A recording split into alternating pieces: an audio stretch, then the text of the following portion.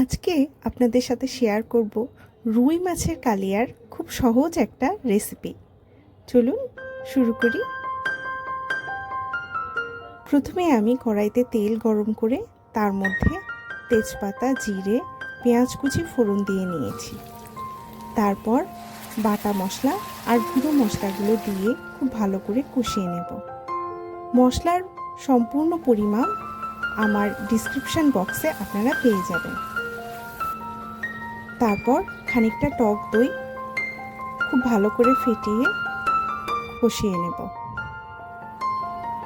আগে থেকে ভেজে রাখা আলু আমি এর মধ্যে দিয়ে দিলাম।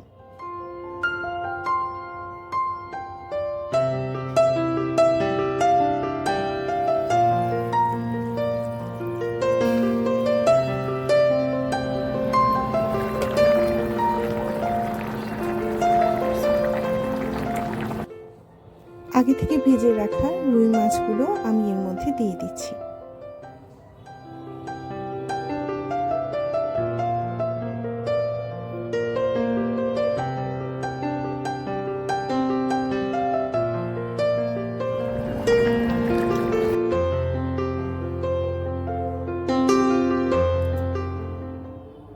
বাগানের থেকে কিছু কাঁচা লঙ্কা আমি উঠিয়ে নিয়ে আসলাম।